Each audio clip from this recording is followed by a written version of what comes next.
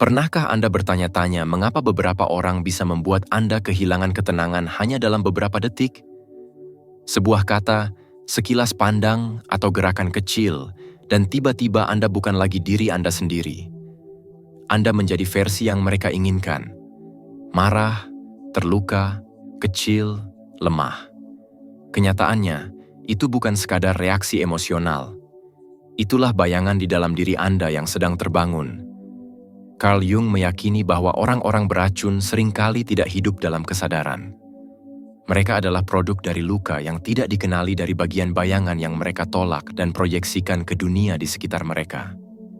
Ketika mereka menyerang Anda, mereka tidak benar-benar menyerang Anda.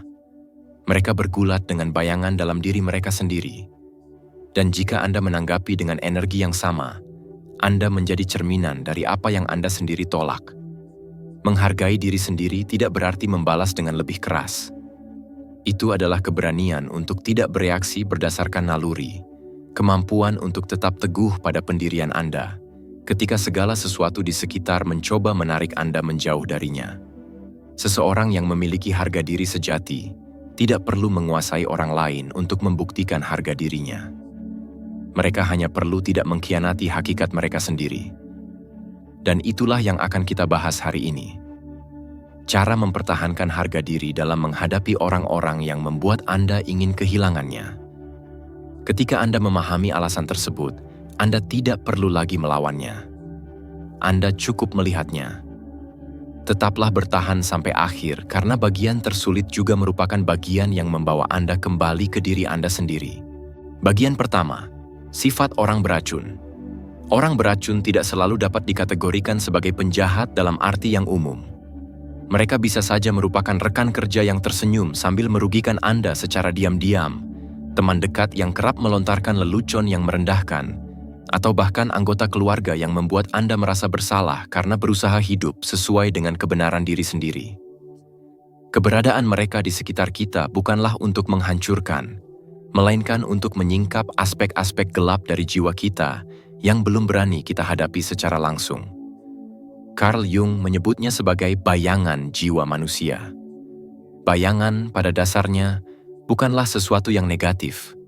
Ia merupakan segala hal yang tidak ingin kita akui tentang diri kita sendiri, seperti rasa iri, keserakahan, keinginan untuk mengontrol, ketakutan akan rasa sakit, dan kebutuhan akan pengakuan.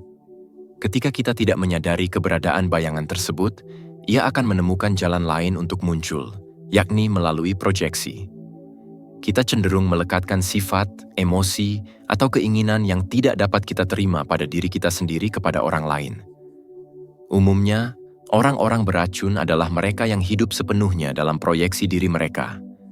Pertimbangkan seseorang yang terus-menerus mengkritik orang lain karena kelemahan mereka. Di balik kritik tersebut mungkin tersembunyi ketakutan mereka sendiri untuk dianggap tidak berguna. Seseorang yang selalu menyalahkan orang lain mungkin menyimpan rasa malu yang mendalam terkait ketidakberdayaan mereka sendiri. Manipulator yang menggunakan emosi untuk mengendalikan orang lain seringkali merupakan individu yang tidak pernah merasa dicintai tanpa syarat. Mereka tidak jahat dalam arti moral. Mereka hanya mengalami kesakitan dalam konteks psikologis. Namun, karena mereka tidak berani menghadapi rasa sakit tersebut, mereka mencari cara untuk melemparkannya kepada orang lain, menjadikan Anda sebagai cermin yang memantulkan distorsi mereka. Jika Anda tidak cukup waspada, Anda mungkin akan terjerat dalam pusaran tersebut, mulai meragukan diri sendiri dan berpikir, mungkin mereka benar. Aku tidak cukup baik. Anda berusaha membuktikan, menjelaskan, dan melakukan segala cara agar dipahami. Namun, semakin Anda berusaha, semakin Anda kehilangan diri sendiri, tidak menyadari bahwa Anda hidup dalam narasi yang mereka ciptakan untuk menyembunyikan bayangan mereka sendiri. Jung pernah menyatakan bahwa setiap orang beracun yang memasuki kehidupan Anda. Apakah itu bos yang suka mengontrol, teman yang iri, atau anggota keluarga yang memanipulasi dengan rasa bersalah? Adalah cermin yang memantulkan bagian dari diri Anda yang belum sepenuhnya Anda pahami. Mereka hadir bukan hanya untuk menyakiti, tetapi juga untuk memprovokasi kebangkitan. Namun, ini tidak berarti Anda harus mentolerir mereka. Jung tidak pernah menganjurkan untuk bertahan dalam toksisitas. Ia hanya menunjukkan bahwa jika Anda tidak mengenali bayangan dalam diri Anda akan terus menarik orang-orang yang membawa bayangan tersebut kepada Anda. Seseorang yang belum menyembuhkan rasa takutnya akan ditinggalkan, akan selalu jatuh ke dalam pelukan orang-orang yang membuatnya merasa tidak berdaya. Seseorang yang tidak menyadari kebutuhannya akan disakiti oleh orang-orang yang mengabaikan nilai mereka. Orang-orang beracun muncul sebagai ujian dari alam bawah sadar. Bayangkan alam bawah sadar sebagai lautan dalam di dalam diri Anda. Permukaannya adalah kesadaran, tempat Anda bertindak, berpikir, dan mencapai puncak. Namun di bawahnya terdapat dunia purba yang penuh emosi, kenangan, dan luka yang belum tersentuh. Ketika Anda bertemu dengan orang beracun, mereka menyentuh lapisan dalam yang dalam, menimbulkan gelombang yang Anda kira telah tenang. Mereka menjadi pemicu bagi Anda untuk melihat apa yang masih rentan dalam diri Anda, apa yang masih Anda sangkal. Misalnya, jika Anda selalu terjebak dalam hubungan dengan pria yang suka mengontrol, yang cemburu, memerintah, dan membuat Anda merasa salah meskipun Anda benar, Anda mungkin berpikir bahwa Anda hanya akan terus bertemu dengan orang-orang beracun. Namun, Anda tidak menyadari bahwa Anda juga membawa bayangan dalam diri Anda. Ketakutan kehilangan kendali, ketakutan terluka, dan ketakutan menjadi lemah. Tanpa disadari, Anda memilih mereka yang mengendalikan Anda, karena di dalam hati Anda percaya bahwa dikendalikan lebih aman daripada menghadapi kerapuhan Anda yang sebenarnya. Jung pernah menyamakan manusia dengan koin yang memiliki dua sisi, cahaya dan bayangan. Cahaya adalah kesadaran, apa yang kita banggakan dan tunjukkan. Bayangan adalah bagian tersembunyi yang berisi apa yang kita takutkan akan terungkap. Orang-orang beracun, dalam pengertian yang paling mendalam, adalah mereka yang hidup hanya dengan bayangan mereka sendiri. Mereka tidak menyadari bahwa mereka sedang digerakkan oleh alam bawah sadar. Mereka menyerang Anda untuk melarikan diri. Mereka membutuhkan rasa sakit dari Anda agar mereka merasa kuat, tetapi sayangnya, mereka tidak menyadarinya. Jika Anda memahami mekanisme ini, Anda akan mulai mengubah perspektif Anda. Alih-alih melihat orang beracun sebagai musuh, Anda akan melihat mereka sebagai gejala jiwa yang belum sembuh. Sama seperti individu yang terluka tanpa sadar menyakiti orang lain, jiwa yang menderita tanpa sadar menciptakan penderitaan di sekitarnya. Ini tidak membenarkan perilaku mereka, tetapi membantu Anda membebaskan diri dari perasaan diserang. Anda tidak perlu menanggung luka mereka. Di sini kita melihat kebenaran mendalam dalam pemikiran Jung. Setiap hubungan adalah pertemuan antara dua pikiran bawah sadar. Anda tidak hanya berinteraksi dengan mereka, Anda juga berinteraksi dengan alam bawah sadar Anda sendiri melalui mereka. Ketika Anda terpicu oleh racun, itu adalah tanda bahwa ada bagian dari diri Anda yang perlu dilihat dan diakui. Emosi bukanlah musuh, ia adalah sinyal. Namun, kebangkitan tidak datang dari upaya mengubah mereka, melainkan dari menoleh ke dalam, mengenali apa yang bereaksi dalam diri Anda. Ketika Anda dapat mengamati tanpa terbawa arus, ketika Anda dapat melihat, inilah bagian yang terluka dalam diri saya yang berbicara, Anda telah mulai melangkah keluar dari permainan. Harga diri dalam konteks ini tidak dimulai dengan menghadapi orang beracun, tetapi dengan memahami siapa mereka dan siapa Anda dalam menghadapi mereka. Ketika Anda memahami sifat bayangan, Anda tidak akan lagi terancam olehnya. Dan ketika Anda memahami sifat orang-orang beracun, Anda tidak perlu lagi membenci mereka. Anda hanya perlu mencegah mereka memasuki cahaya Anda. Sebagaimana yang pernah dikatakan Jung, seseorang tidak akan tercerahkan dengan membayangkan sosok cahaya, tetapi dengan membuat kegelapan menjadi sadar. Bagian kedua, 5 prinsip untuk menjaga harga diri saat menghadapi orang-orang beracun dari sudut pandang Jung. Jadi, apa yang harus kita lakukan agar tetap tegar saat berhadapan dengan mereka? Memahami saja tidaklah cukup. Mengenali bayangan adalah langkah awal. Namun, hidup dengan kesadaran di tengah-tengahnya adalah perjalanan yang sesungguhnya. Meskipun kita tahu bahwa mereka mencerminkan rasa sakit kita sendiri, emosi tetap muncul dan naluri kita mendorong untuk bereaksi. Pada saat itulah harga diri kita diuji, bukan dengan perlawanan, tetapi dengan kesadaran. Bukan dengan cara mengalahkan orang lain, tetapi dengan tidak kehilangan diri Anda sendiri. Di bawah ini, kita akan membahas 5 prinsip praktis yang mungkin membuat Jung tersenyum setelah menyaksikannya. 1. Kenali bayangan dan tolak reaksi naluriah. Carl Jung melihat dengan jelas bahwa bagian paling berbahaya dari seseorang bukanlah orang beracun di luar sana, tetapi reaksi bawah sadar di dalam diri kita ketika menghadapinya. Ketika seseorang menghina, menyinggung, atau meremehkan Anda, bagian naluriah dalam diri kita yang dibentuk oleh naluri bertahan hidup kuno segera muncul. Anda ingin melakukan serangan balik, tetapi pada saat itulah Anda dikendalikan oleh bayangan Anda sendiri. Langkah pertama dalam mempraktikkan pengenalan bayangan adalah menerima bahwa bayangan itu ada. Setiap orang memiliki sisi yang agresif, arogan, dan egois. Perbedaannya hanya terletak pada keberanian untuk memandangnya atau tidak. Saat Anda menghadapi orang yang beracun, reaksi marah dan sakit hati adalah suara bagian bayangan dalam diri Anda yang berbicara. Alih-alih bertindak, berhentilah sejenak dan tanyakan pada diri sendiri. Bagian mana dari diriku yang bereaksi? Apakah karena takut dipecat atau kemarahan akibat penghinaan di masa lalu? Bila Anda dapat menyebutkan emosi yang sebenarnya, Anda telah memisahkan diri dari emosi tersebut. Pengakuan adalah langkah pertama menuju kebebasan. 2. Jaga jarak antara emosi dan tindakan. Ketika seseorang menyerang, kita langsung bereaksi. Namun, celah itu, meskipun hanya beberapa detik, adalah saat di mana Anda kembali menguasai diri sendiri. Kali berikutnya, jika ada orang yang membuat Anda marah, coba perlambat laju selama 3 detik. Hitung dalam hati Anda. 1, 2, 3. Dalam 3 detik itu, bernapaslah dalam-dalam. Rasakan kemarahan di tubuh Anda seperti api yang membara. Bayangkan Anda berdiri di luar sekadar mengamati api itu, bukannya terbakar di dalamnya. Itulah momen kesadaran di mana Anda tidak lagi dikendalikan oleh bayangan. Selanjutnya, berlatihlah menulis ulang reaksi Anda secara tertulis alih-alih membiarkannya mengendalikan Anda melalui tindakan. Setelah berselisih dengan orang yang beracun, buka jurnal Anda dan tulislah. Saat mereka mengkritik Anda, saya merasa, tuliskan semuanya. Kemarahan, rasa sakit, ketidakadilan.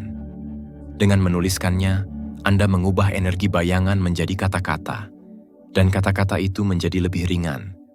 Banyak orang terkejut saat menyadari bahwa sekadar menuliskannya saja dapat mengurangi separuh kemarahan mereka, karena pada titik itu emosi tersebut telah terungkap secara sadar. Jung menyebutnya sebagai proses integrasi bayangan.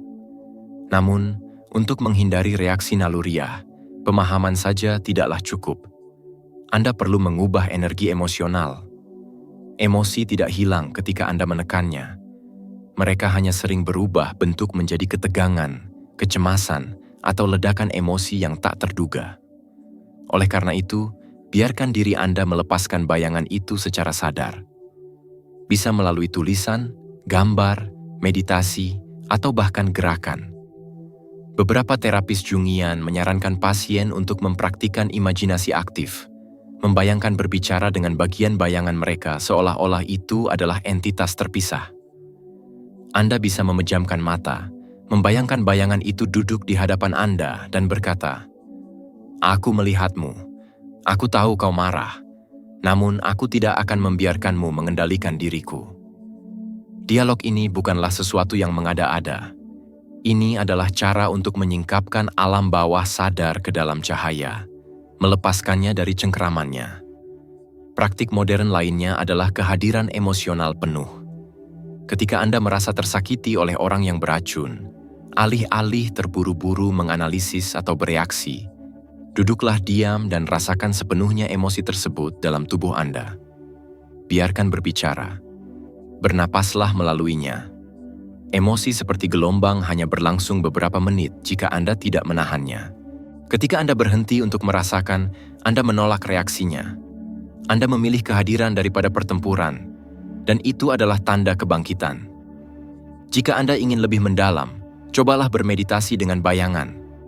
Bukan untuk menghilangkan emosi negatif, tetapi untuk duduk bersamanya. Tanyakan padanya, "Kau mencoba melindungiku dari apa?" Reaksi yang paling agresif dan defensif merupakan mekanisme perlindungan dari bagian-bagian dalam diri kita yang terluka parah. Ketika Anda mendengarkan alih-alih melawan, bayangan itu mulai mencair.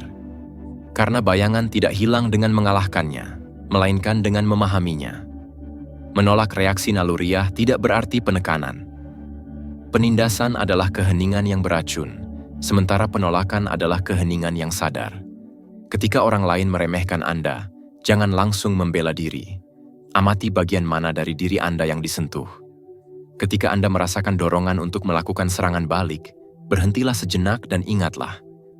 Jika saya menanggapi sekarang, apakah saya bertindak berdasarkan naluri atau berdasarkan esensi? Setiap kali Anda memilih keheningan yang sadar, Anda sedang menempa kekuatan spiritual terbesar, penguasaan atas diri Anda sendiri. Saat Anda berhenti bereaksi, Anda akan mendengar lebih jelas suara di kepala Anda yang bertanya, "Apakah mereka benar tentang saya?" Dan saat itulah tantangan sesungguhnya dimulai.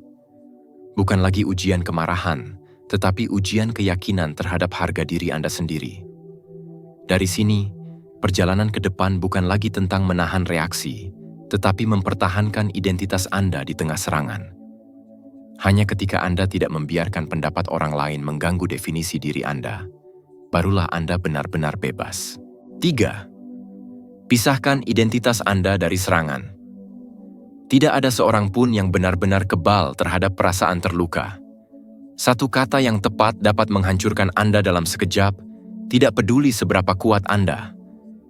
Kritik dan tatapan menghina memiliki kekuatan untuk melucuti harga diri Anda jika Anda membiarkannya mencapai inti identitas Anda. Namun, ini hanya terjadi ketika Anda melupakan satu hal. Anda tidak seperti apa yang dilihat orang lain. Anda adalah orang yang melihat diri Anda sendiri. Carl Jung pernah berkata, "Diri bukan hanya pusat, tetapi juga seluruh lingkup yang mencakup alam sadar dan alam bawah sadar." Ketika seseorang menyerang Anda, mereka tidak benar-benar melukai hakikat Anda. Mereka hanya menyerang ego, bagian paling rapuh dari keseluruhan sistem psikologis. Ego ingin pengakuan, ingin benar, dan ingin dicintai. Diri sejati hanya ingin dipahami. Tugas Anda bukanlah melindungi ego, tetapi kembali ke diri sendiri, di mana serangan tidak dapat menjangkaunya. Bagaimana Anda mempraktikannya dalam kehidupan nyata? Mulailah dengan mendengarkan tanpa menyerap. Saat seseorang mengkritik Anda, alih-alih langsung bereaksi, bayangkanlah rasa sakit seperti kaca transparan yang memisahkan Anda dari mereka. Kata-kata mereka bergema, tetapi hanya menyentuh rasa sakit itu dan terjatuh. Anda masih melihat dan mengakui, tetapi jangan membiarkannya menembus. Perasaan pertama mungkin terluka, tetapi saat Anda tidak lagi merasakan emosi itu sebagai milik Anda, maka emosi itu akan memudar. Ini adalah praktik kesadaran non-identifikasi yang dianggap Jung sebagai inti dari kesadaran yang matang. Ini bukan mengingkari realitas, melainkan memposisikan ulang persepsi. Ketika seseorang mengatakan Anda tidak berguna, Anda punya dua pilihan. Pertama, membiarkan pernyataan itu merasuk ke dalam pikiran Anda, menyatu dengan identitas Anda dan menjadi saya tidak berguna. Kedua, membiarkannya berhenti di pintu kesadaran dan bertanya, dari manakah orang ini berbicara? Sebagian besar serangan bukanlah kebenaran tentang Anda, melainkan kebenaran tentang mereka. Ketika Anda melihatnya, Anda berhenti mempercayai bahwa mereka sedang membicarakan Anda. Praktik yang lebih mendalam adalah menciptakan ruang batin yang aman bagi diri Anda. Bayangkan suatu tempat dalam pikiran Anda di mana Anda merasa sepenuhnya utuh. Setiap kali Anda diserang, kembalilah ke tempat itu. Menghirup, inilah aku. Menghembuskan, apa yang mereka katakan bukanlah saya. Lakukan ini beberapa kali, dan Anda akan merasa terpisah dari badai emosional. Anda akan menyadari kata-kata mereka hanyalah suara, dan Anda adalah orang yang mendengar suara-suara itu. Pendengar tidak akan pernah terluka oleh gema tersebut. Kadang-kadang Anda tersapu ke dalam rasa sakit bukan karena orang lain salah, tetapi karena sebagian diri Anda masih percaya bahwa mereka benar. Disinilah praktik membutuhkan kejujuran mutlak.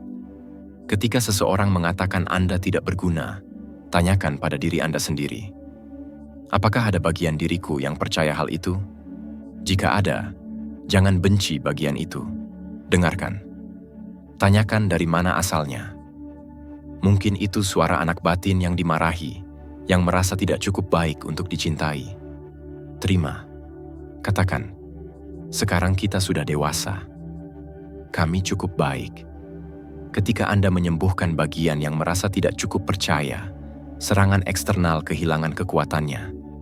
Tak seorang pun dapat menyakitimu dengan kata-kata jika mereka tidak dapat menyentuh luka berdarah di dalam. Dalam terapi Jungian, proses ini disebut memisahkan ego dari proyeksi sosial. Ketika kita masih mengidentifikasi diri dengan citra yang diberikan orang lain kepada kita, kita selalu bergantung pada penilaian mereka.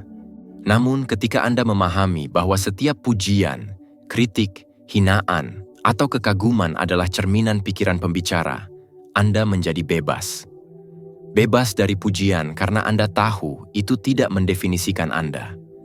Bebas dari kritik karena Anda tahu itu tidak merendahkan Anda. Latihan yang sangat ampuh adalah melangkah keluar dari bingkai.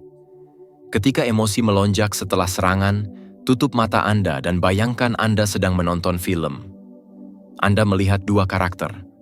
Anda dan yang lainnya berdebat. Lihatlah keseluruhan adegan tanpa terikat pada karakter manapun. Anda hanya pengamat. Sebagai pengamat, Anda tidak lagi merasa tersinggung. Anda melihat keseluruhan situasi sebagai manifestasi psikologis, bukan serangan pribadi. Dengan melakukan ini, tubuh Anda menjadi rileks, detak jantung Anda melambat, dan pikiran Anda menjadi jernih. Saat Anda meninggalkan peran, Anda kembali ke diri sendiri. Jika Anda pernah mengalami momen di mana Anda berhasil berhenti sejenak, melihat diri Anda sendiri sebelum bereaksi, dan menyadari bahwa Anda bukan lagi korban perkataan orang lain, bagikan pengalaman tersebut. Bukan untuk berbagi cerita, tetapi untuk membuktikan bahwa kebangkitan itu nyata, bahwa manusia dapat bangkit dari rasa sakit hanya melalui kesadaran. Ingatlah bahwa tidak seorang pun berhak menentukan harga diri Anda kecuali Anda sendiri. Ketika Anda menyerap hal ini, setiap serangan menjadi gema yang jauh. Anda dapat mendengar tanpa terluka, melihat tanpa terbawa arus. Ketika Anda tidak lagi membiarkan kata-kata orang lain mendefinisikan siapa Anda tidak hanya melindungi harga diri Anda kembali ke hakikat Anda di mana setiap serangan lenyap seperti asap yang tertiup angin. 4. Jangan mencerminkan racunnya. Memahami nilai Anda saja tidaklah cukup. Menahan energi Anda adalah tantangan sesungguhnya, dan saat itulah kita mulai tidak mencerminkan racun, tetapi tetap menjaga martabat dan kekuatan Anda. Pencerminan adalah refleks alami pikiran. Ketika kita terluka, alam bawah sadar segera membangun mekanisme perlindungan, dan kita membalas untuk menegaskan hak kita untuk hidup. Namun, pada momen itulah kita menyimpang dari kesadaran. Kita bertindak dari bayangan, bukan dari cahaya. Praktik pertama adalah memahami hukum pencerminan psikologis. Jung percaya bahwa setiap interaksi antara orang-orang merupakan cerminan dari dua pikiran bawah sadar. Ketika Anda marah, Anda memproyeksikan keluar bagian diri Anda yang belum terlihat. Ketika seseorang bersikap beracun, mereka memproyeksikan bagian yang terluka kepada Anda. Jika Anda bereaksi seperti mereka, berarti dua bayangan sedang berbicara satu sama lain, dan identitas mereka berdua telah lenyap. Bayangkan dua cermin yang saling berhadapan. Cahaya tidak lagi terpantul. Yang tersisa hanyalah gambar berulang tak berujung. Alam bawah sadar beroperasi seperti itu. Hal ini menciptakan siklus reaksi dan rasa sakit, hingga satu sisi cukup terjaga untuk berhenti. Oleh karena itu, berhenti adalah tindakan spiritual. Ini bukan karena Anda lemah atau menerima kekalahan, tetapi karena Anda memilih untuk tidak menjadi saluran racun. Seseorang yang telah mengalami pencerahan psikologis tidak akan bertanya bagaimana caranya agar orang lain melihat kesalahan mereka, tetapi bagaimana caranya agar mereka tidak menjadi apa yang mereka benci. Ini adalah batas antara seseorang yang masih dalam alam bawah sadar dan seseorang yang telah melangkah ke dalam cahaya diri. Cobalah sebuah contoh. Suatu pagi, Anda tiba di kantor dan seorang rekan kerja mengejek Anda. Mungkin terlambat lagi karena kamu sibuk bercermin ya. Biasanya, Anda akan membalas, lebih baik daripada datang lebih awal tanpa melakukan apa-apa. Anda mungkin merasakan kepuasan sesaat, tetapi emosi itu dengan cepat berubah menjadi berat karena Anda tahu Anda baru saja tergelincir ke dalam permainan mereka. Kali ini, coba cara lain. Berhentilah sejenak, tatap mata mereka langsung. Tersenyumlah sedikit dan katakan, "Kamu terlihat lelah hari ini. Semoga semuanya baik-baik saja." Lalu berpaling. Tidak marah, tidak ada sarkasme. Anda baru saja melakukan apa yang paling dibenci ego. Tidak bereaksi. Dengan cara ini, Anda memutus siklus pencerminan. Orang yang beracun tidak memiliki energi untuk bergantung karena Anda tidak memberi mereka pijakan untuk melanjutkan. Praktik yang efektif adalah mengamati emosi tepat pada saat emosi itu muncul. Ketika seseorang menghina Anda, jangan berpikir, "Bagaimana saya harus menanggapinya?" Alihkan pertanyaan ke, "Apa yang dirasakan tubuh saya?" Anda mungkin merasakan dada Anda memanas, tenggorokan Anda menegang, dan tangan Anda gemetar. Perhatikan itu. Tarik napas dalam-dalam dan katakan pada diri sendiri, "Ini kemarahan, bukan aku." Dengan menamai emosi, Anda telah memisahkan diri Anda darinya. Anda bukan lagi cermin yang memantulkan, tetapi orang yang melihat ke cermin. Praktik lain yang lebih mendalam adalah melenyapkan pencerminan dengan belas kasih yang sadar. Ini tidak mudah, tetapi ketika Anda melihat rasa sakit di balik perilaku beracun, kebencian berangsur-angsur hilang. Bukan karena Anda membenarkannya, tetapi karena Anda memahami mekanismenya. Seseorang yang selalu meremehkan orang lain bisa jadi pernah meremehkan dirinya sendiri. Ketika Anda melihatnya, alih-alih mencerminkan kembali, yang tersisa hanyalah satu perasaan. Mereka kesakitan, dan dari situ Anda tetap tenang. Kasih sayang ini tidak membuat Anda lemah. Itu adalah bentuk harga diri tertinggi, karena mengharuskan Anda cukup kuat untuk tidak diracuni. Terkadang Anda merasa perlu mengatakan sesuatu untuk membela diri. Namun ingatlah bahwa pencerminan bukan hanya dalam kata-kata, tetapi dalam energi yang Anda bawa. Jika Anda berbicara untuk membuktikan diri, Anda masih dalam permainan mereka. Namun jika Anda berbicara dari kejelasan, Anda melanggarnya. Cobalah berbicara dengan energi diri sendiri. Tenang, jelas, tanpa emosi balasan. Daripada mengatakan, "Jangan bicara seperti itu padaku." Cobalah. Saya tidak akan meneruskan pembicaraan ini jika nada bicaranya tetap seperti ini. Singkat, tegas, tanpa kebencian. Dinding cermin akan runtuh jika Anda tidak melempar kembali batu bata yang dilemparkan kepada Anda. Dunia tidak kekurangan orang-orang beracun. Namun, yang penting bukanlah berapa banyak dari mereka yang Anda temui, tetapi seberapa jauh mereka dapat memengaruhi Anda. Jika mereka hanya menyentuh ego, Anda akan bereaksi. Namun jika Anda hidup dari diri sendiri, mereka hanya akan terbentur kekosongan. Seperti anak panah yang ditembakkan ke dalam kehampaan. Itu tidak akan menyakiti siapapun. Itu hanya sia-sia. Pada titik ini, Anda tidak hanya membela diri. Anda bertindak seperti seseorang yang sedang melakukan individuasi.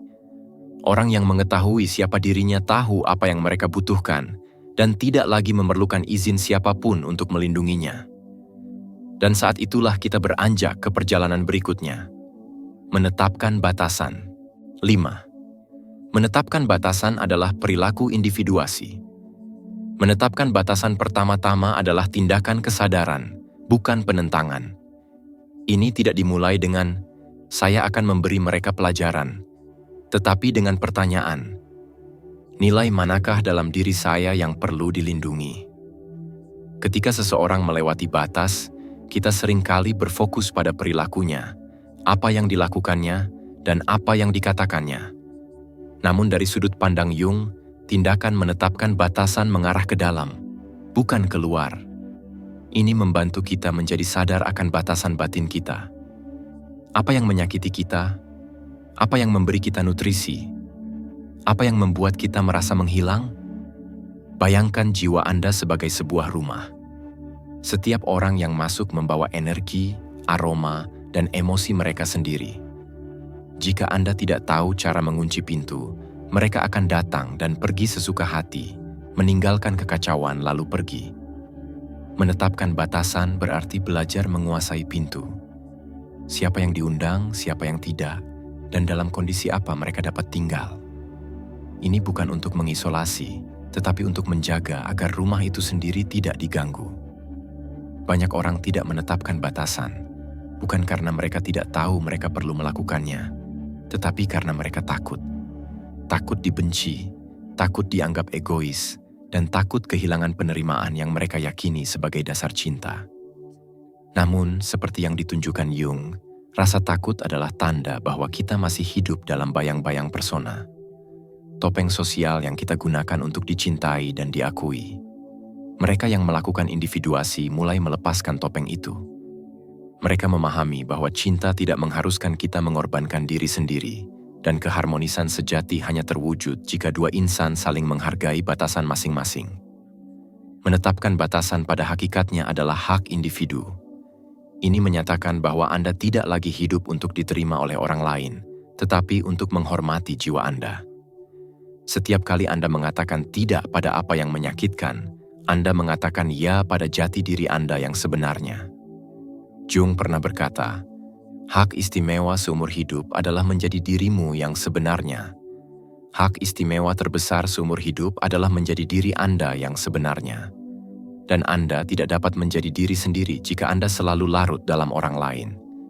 Latihan sederhana namun ampuh untuk memulai adalah menuliskan batasan energi Anda. Tulis 3 kalimat lengkap seperti sumpah batin.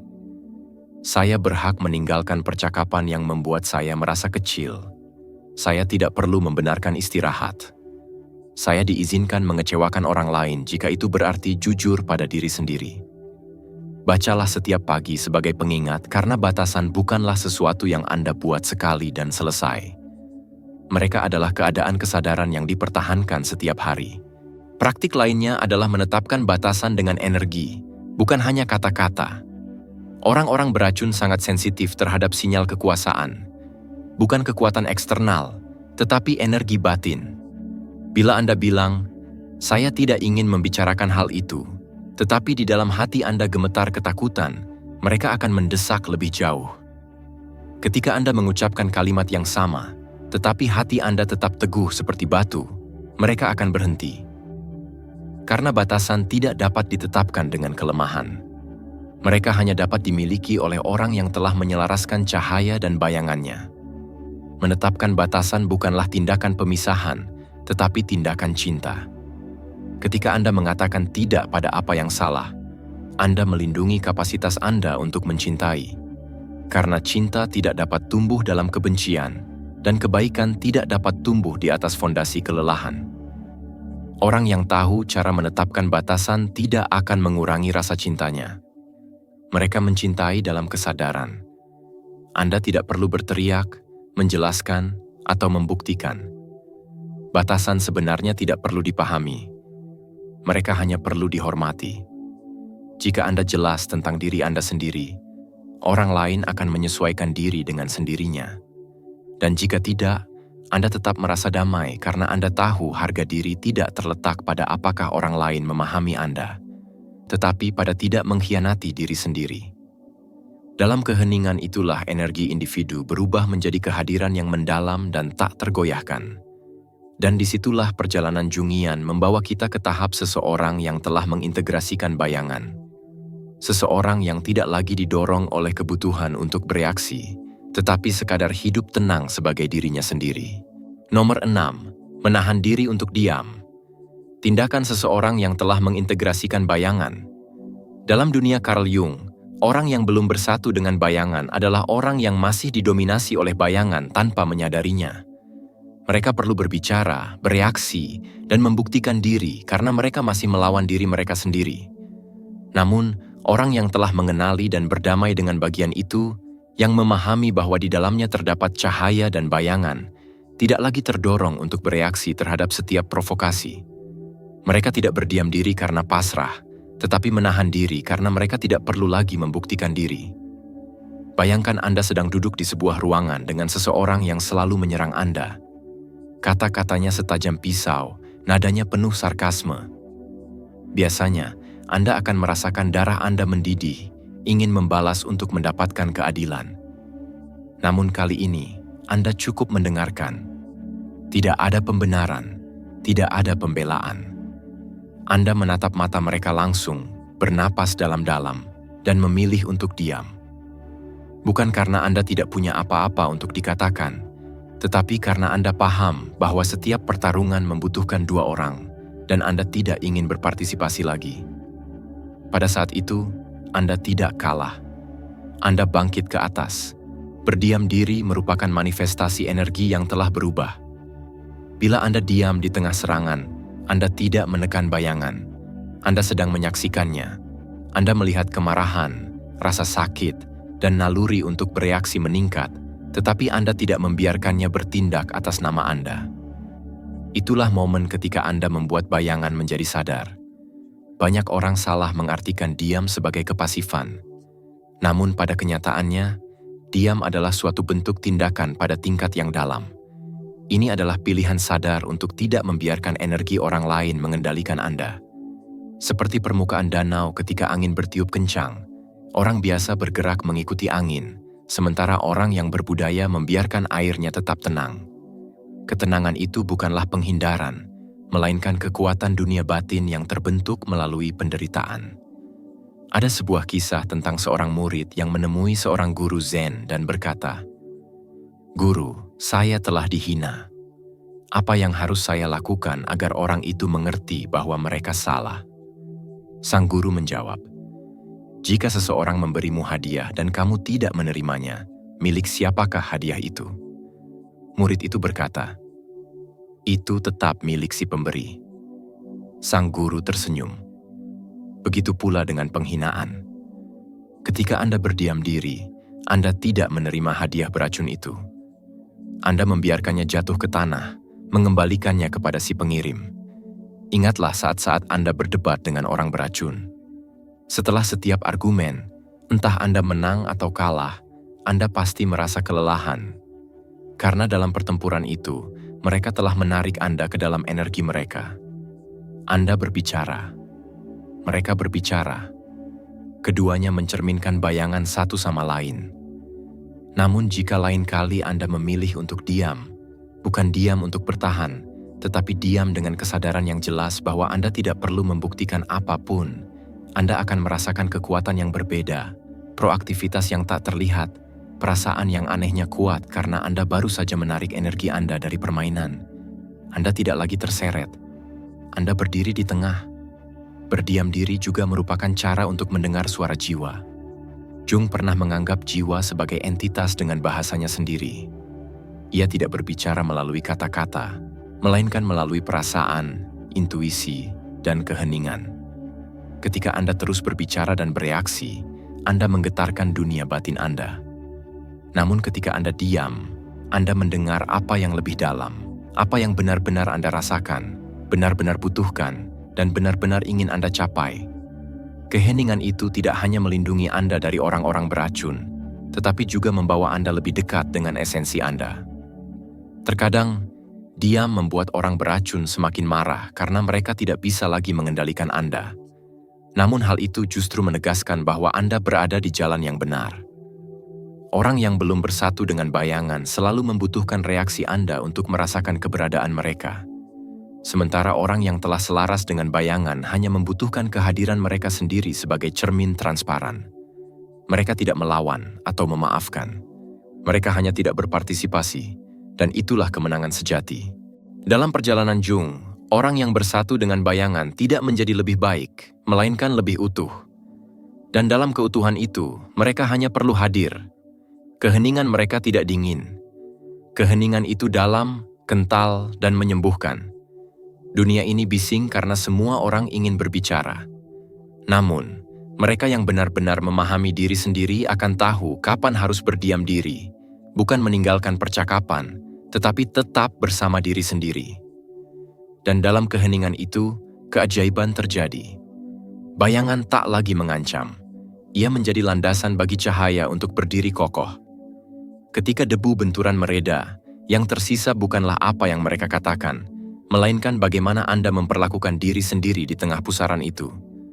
Harga diri tidak meledak bagai kembang api. Ia diam-diam terakumulasi dalam pilihan-pilihan kecil. Napas yang melambat, gelengan kepala ringan sebelum provokasi, selangkah menjauh dari dialog yang tak lagi pantas. Lalu suatu hari Anda menyadari orang-orang beracun tidak lagi berhak menyebut nama Anda. Mereka mungkin menggoyangkan angin, tetapi mereka tidak dapat mengubah arah Anda. Harga diri pada titik itu tidak perlu dibuktikan.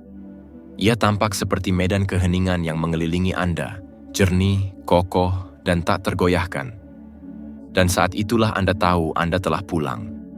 Di tempat itu, kebisingan tak lagi mengalihkan Anda dari ritme.